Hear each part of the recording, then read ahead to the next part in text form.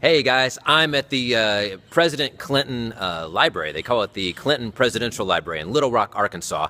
Just finished up a group with the presentation with the Arkansas Literacy Council. And it got me thinking, like, imagine for just a moment, just the next month, being unable to read anything for the next month. The only way to get information is through a video like this, that even reading the words on the screen behind me, impossible.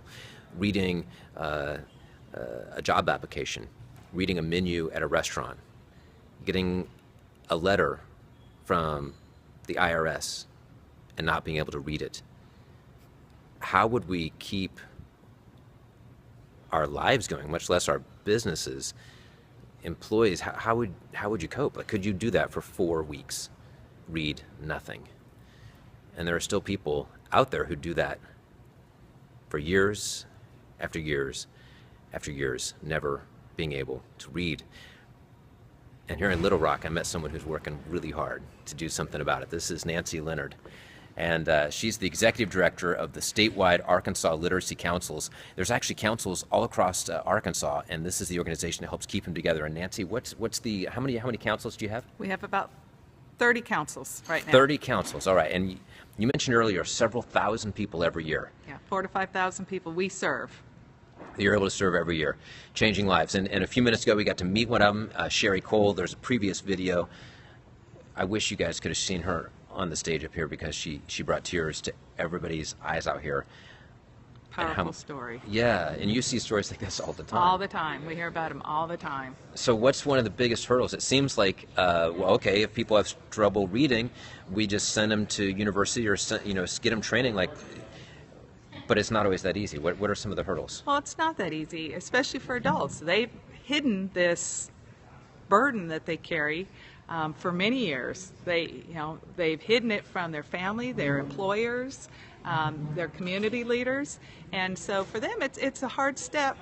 They don't want people to see that they have this deficiency, and so when they hear about a literacy council, it's embarrassing to walk through that door, to admit, I have a problem, can you help me? And I hear stories of adult learners who drive up to literacy council and say, I'm going to do this, but they sit in their car and think, can I do this? Who's going to see me walk into this building?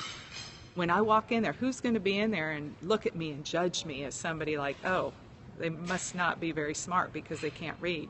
And so they'll sit there, they'll start to get out, and they'll get back in their car, and then finally something overcomes them, and they say, okay, I can do this. And they walk into that literacy council, and they feel at home. That's what our directors and our tutors do. They make them feel at home and welcome. They provide that one-on-one tutoring.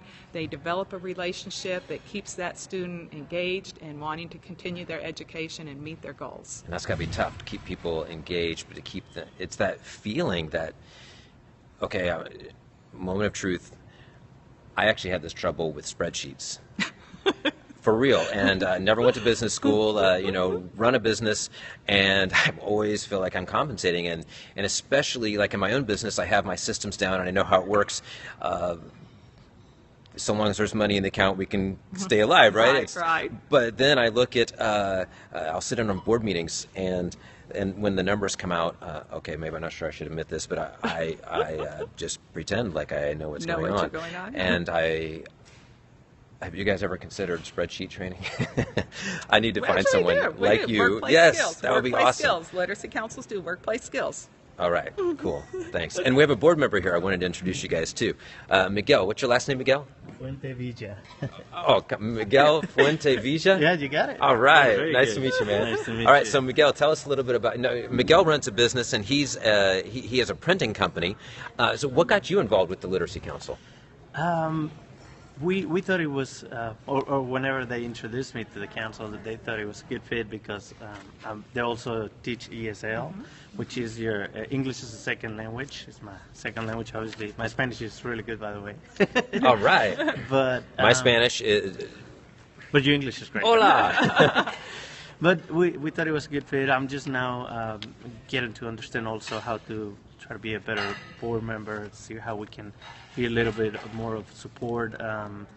And I think the mission is something that I can personally relate to it. I've got friends and family that their English is not the best, but I think it's something that is needed, as you mentioned. Maybe look at signs and you don't know what it says, right? So that's very challenging for everyone.